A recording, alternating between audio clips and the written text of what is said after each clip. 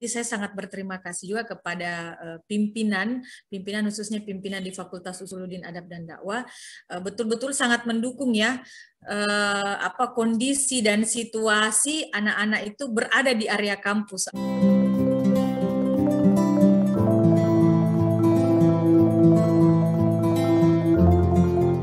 Assalamualaikum warahmatullahi wabarakatuh. Pemirsa Irama Fuad yang berbahagia di rumah, kita bertemu lagi pada sore hari ini bersama saya Andi Fikra Pratiwi Arifuddin, host Irama Fuad. Kita kedatangan bintang tamu yang istimewa untuk kedua kalinya, yaitu Ibu Nur Evira Anggreni Bahrain, SPC MSI. Kita akan diskusi ya atau saling sharing. Bu Evira, apa kabar? Alhamdulillah baik. Oke, nah Bu Evira, kita kan sudah pernah menyaksikan ya di episode ke-20 Irama Fuad. Nah, kita itu mengangkat topik tentang bagaimana para dosen kita itu membawa anaknya sambil bekerja. Bu Evira disampaikan dulu bagaimana pendapatnya Bu Evira tentang tayangan itu dan kondisi masyarakat di luar sana tentang orang tua yang membawa anaknya sambil bekerja. Silahkan. Ya, baik. Terima kasih atas kesempatannya, Bu Fikra. Assalamualaikum warahmatullahi wabarakatuh.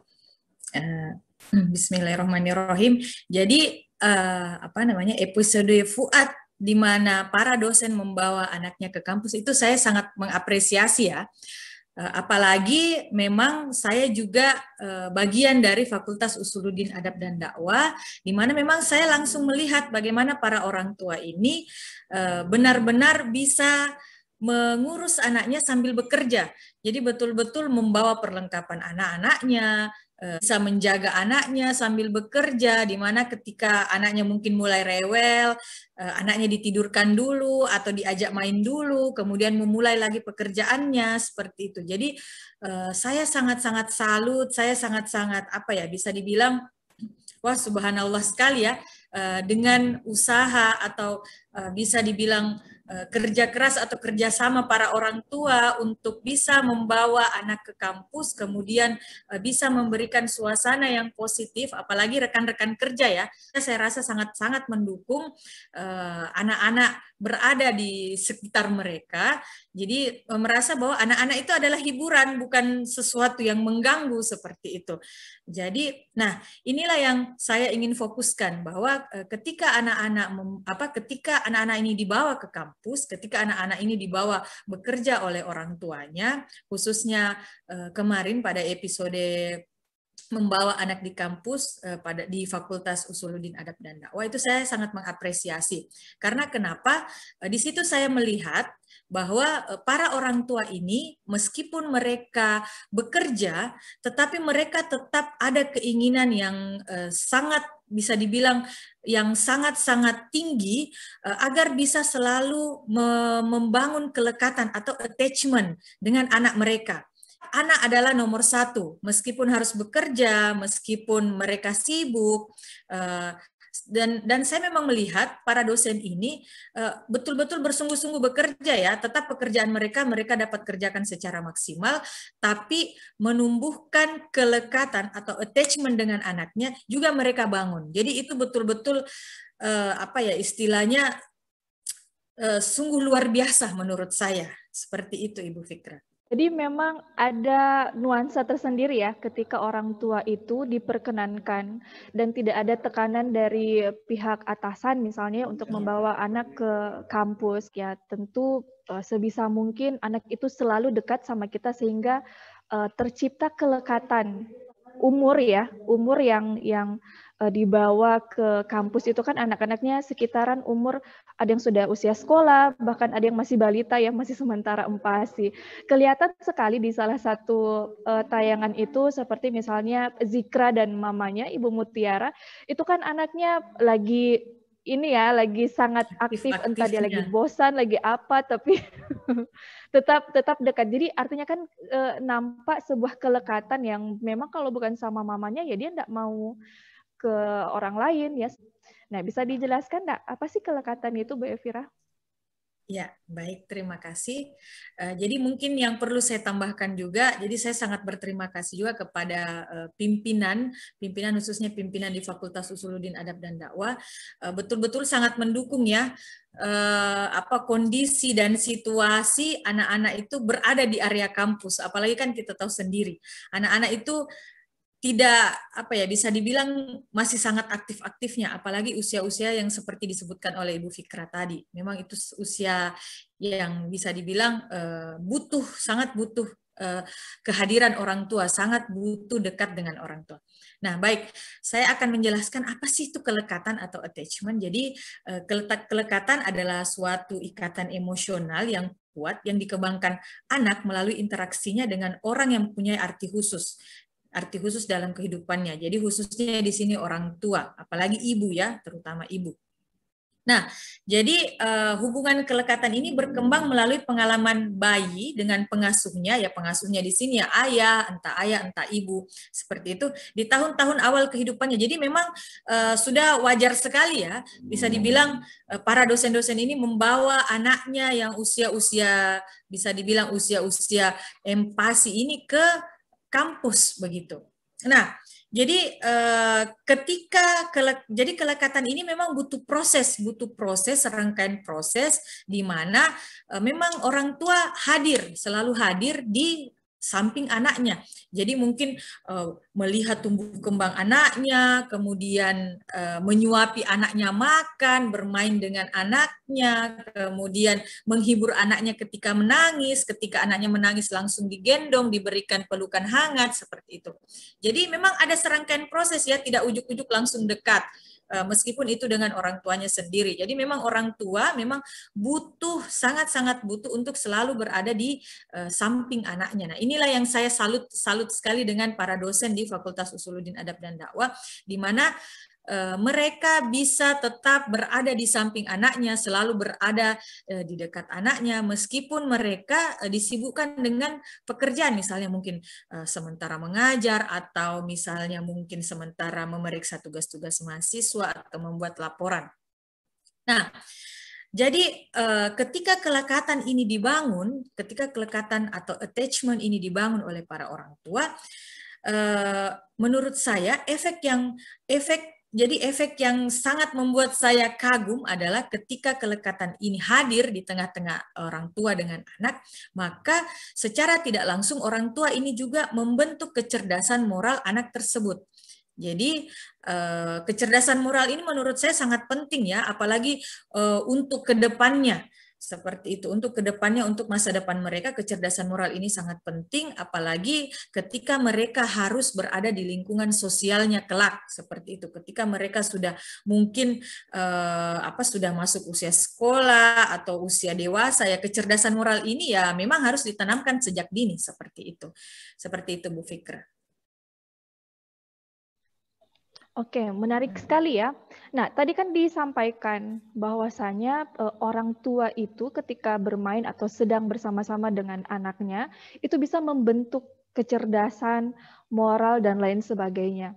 Nah, bisa dijelaskan kembali ya oleh Bu Evira, mengapa kelekatan itu dapat membentuk kecerdasan moral seorang anak?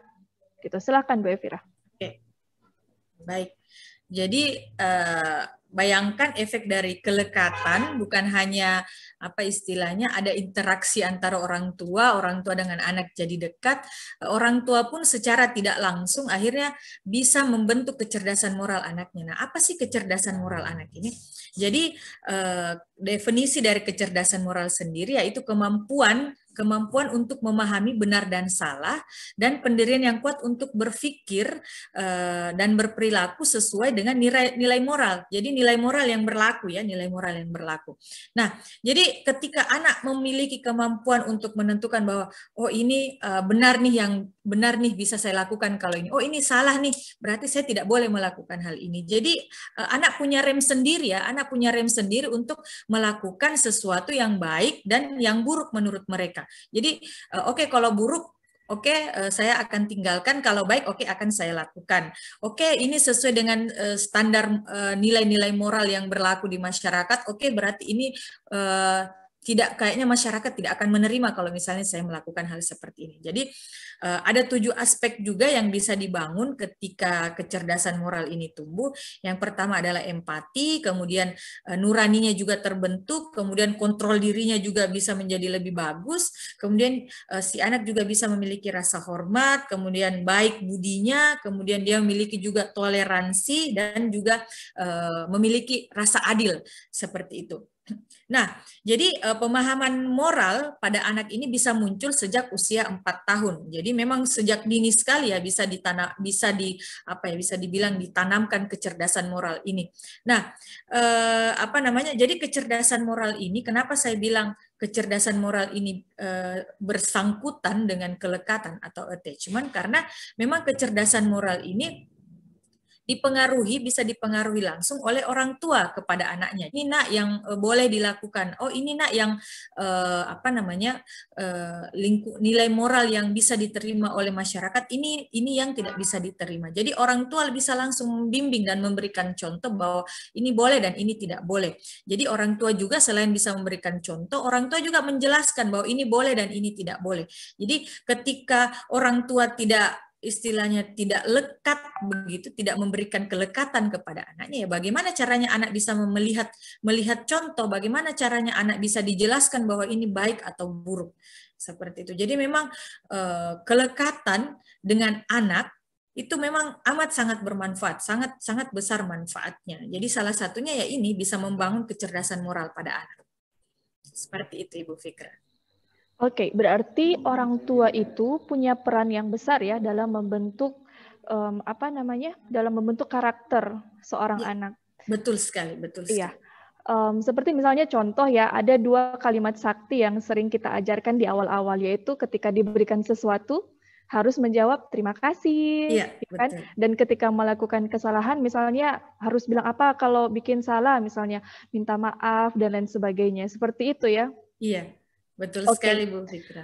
Oke, selanjutnya adalah sejak kapan sejak kapan kelekatan ini itu bisa dibangun antara anak dan orang tua supaya bisa membentuk situasi yang tadi atau karakter yang bermoral itu. Silakan Bu Fira. Iya, baik.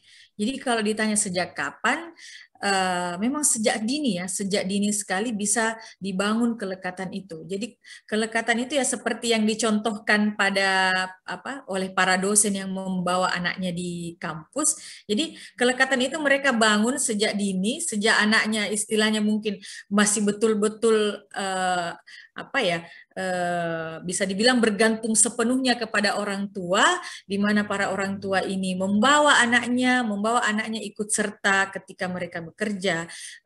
Jadi otomatis kelekatan itu selalu muncul, selalu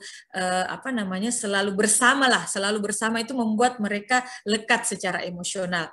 Nah, ketika mereka lekat secara emosional, orang tua pun jadi memiliki pengaruh, ya bisa dibilang sangat memiliki pengaruh untuk apa? Untuk mengajarkan nilai-nilai yang mereka yakini, untuk mengajarkan hal-hal yang mereka ingin bentuk kepada anaknya ini, untuk mengajarkan nilai-nilai moral, mengajarkan salah dan benarnya sesuatu, ataupun mengajarkan hal-hal yang menurut para orang tua itu penting. Jadi ketika ada kedekatan atau kelekatan, ada attachment antara orang tua dengan anak, jadi otomatis orang tua menjadi dalam tanda kutip bisa lebih mudah untuk memberikan pengaruhnya kepada si anak. Begitu. Jadi sejak dini sebaiknya memang kelekatan ini harus dibangun. Seperti itu Ibu Fikra. Nah, setelah sekian banyak pertanyaan ya, semoga pemirsa di rumah juga sudah semakin teredukasi tentang lekatan antara orang tua dan anak. Ini yang terakhir nih Bu Evira. Apa sih manfaat ya yang dirasakan oleh anak ya secara khusus ya ketika mereka itu memiliki kelekatan atau memiliki kedekatan dengan kedua orang tuanya? Silakan Bu Evira. Iya, jadi ini kalau misalnya kelekatan secara positif ini bisa dibangun oleh orang tua kepada anaknya, jadi efeknya itu bisa dibilang sangat positif ya untuk anaknya. Jadi kita tidak bercerita tentang manfaat kelekatan pada pada apa ya, bisa dibilang pada saat ini, tapi manfaat kelekatan ini akan jangka panjang atau akan berefek sampai masa depan si anak tersebut. Nah, apa sih manfaat dari kelekatan ini? Jadi banyak sekali dan menurut saya ini luar biasa sekali ketika kelekatan ini dibangun. Nah, ketika orang tua memberikan rasa aman dan apa namanya, memberikan respon yang positif kepada anaknya, dan istilahnya apa ya, pokoknya orang tua ini memberikan kasih sayang, dan kasih sayangnya ini otomatis kasih sayang yang mendidik ya, mendidik anaknya. Nah, anak ini bisa dibilang memiliki apa ya, bisa dibilang memiliki kepribadian lebih percaya diri, kemudian mereka bisa lebih aktif begitu, karena mereka percaya diri, otomatis mereka akan lebih aktif untuk mengeksplorasi hal-hal yang ada di sekitarnya. Dan anak-anak seperti ini akan bisa apa namanya ya, istilahnya mungkin emosinya juga lebih positif ya, karena dia merasa bahwa oh ya, saya diterima saya diterima oleh orang tua saya. Ketika saya merasa diterima oleh orang tua saya, ketika saya keluar, wah saya juga bisa lebih merasa aman bahwa oh ya, ketika saya keluar, orang luar pun akan melihat saya positif seperti cara orang tua saya melihat saya, seperti itu. Jadi anak-anak yang seperti ini, maksudnya yang lekat dengan orang tuanya, bisa jadi lebih positif memandang dirinya dan lebih positif dalam hal bergaul, dalam hal pergaulan. Nah, kemudian apalagi yang apa namanya, yang bisa bermanfaat bagi anak yang kelekatan dengan orang tuanya ini bagus.